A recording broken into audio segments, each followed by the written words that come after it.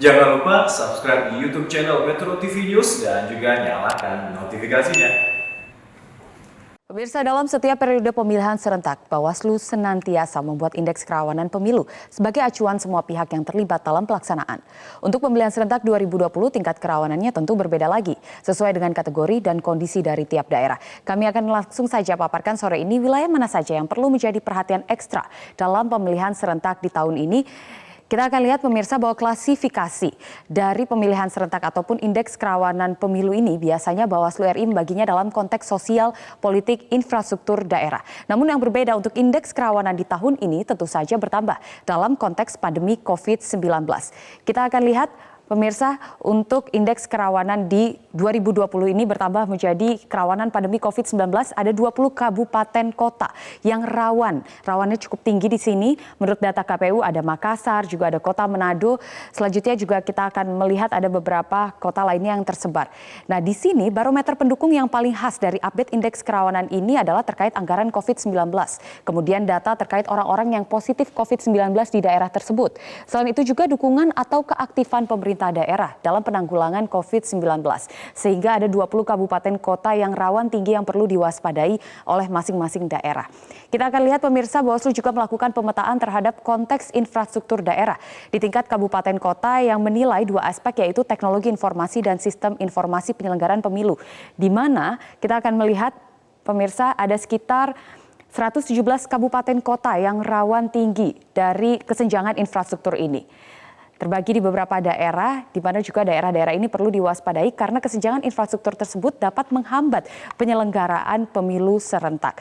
Sehingga ini juga harus menjadi perhatian dari pemerintah untuk ketersediaan infrastruktur di tiap daerah dengan penambahan teknologi informasi ataupun sistem informasinya. Kita akan lihat selanjutnya juga Bawaslu memaparkan kerawanan pada konteks politik dalam penyelenggaraan Pilkada 2020 di tingkat kabupaten kota. Kita tahu bahwa aspek yang diukur dalam konteks ini adalah keberpihakan penyelenggara pemilu, rekrutmen penyelenggaraan pemilu yang bermasalah, lalu juga ketidaknetralan ASN dan penyalahgunaan anggaran.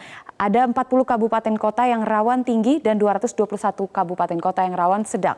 Di mana ini juga harus menjadi perhatian karena biasanya dalam pemilihan serentak 2020 adanya praktik politik uang yang terjadi di beberapa daerah, lalu juga berbagai pelanggaran yang kerap dilakukan oleh partai politik sendiri. Ada Kota Makassar, Kabupaten Mamuju, juga di Sumatera ada Kabupaten Agam dan Kota Sungai Penuh. Lalu selain dari aspek politik, kita juga tidak boleh lupa ada kerawanan sosial. Adapun dalam konteks ini, Bawaslu mengukur aspek gangguan keamanan seperti bencana alam dan bencana sosial, serta juga aspek kekerasan atau intimidasi pada penyelenggara. Kita akan lihat untuk kerawanan sosial sendiri, ada 40 kabupaten kota yang rawan tinggi, lalu ada 221 kabupaten kota yang rawan sedang. Beberapa daerah seperti Kabupaten Kota Baru, Kabupaten Sleman, lalu ada Manokwari Selatan yang juga harus menjadi perhatian dari aspek keamanan. Selain itu juga ada Kabupaten Halmahera Utara dan juga dari Sumatera ada Kabupaten Dharmasraya. Terkait dengan berbagai kerawanan yang tadi sudah kami paparkan, artinya di sini kita memang membutuhkan koordinasi yang erat untuk menjaga pelaksanaan pemilihan serentak 2020. Bawaslu sudah merekomendasikan di tengah kondisi saat ini baik penyelenggara, peserta, pendukung dan pemilih wajib menerapkan protokol kesehatan.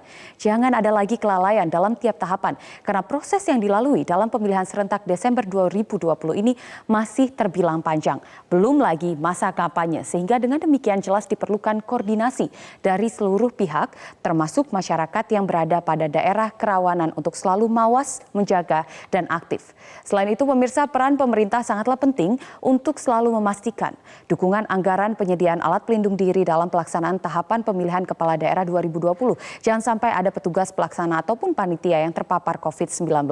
Selain itu, dari segi penegakan hukum dan antisipasi keamanan yang juga sangatlah penting untuk menekan kerawanan dalam konteks sosial politik. Lagi-lagi, jangan sampai ada kelalaian dalam mengawalnya dari praktik politik uang, apalagi sampai mengarah pada kericuhan. Jelas, keseriusan, komitmen, dan ketegasan sangat diperlukan untuk mengawal pemilihan serentak yang aman dan damai.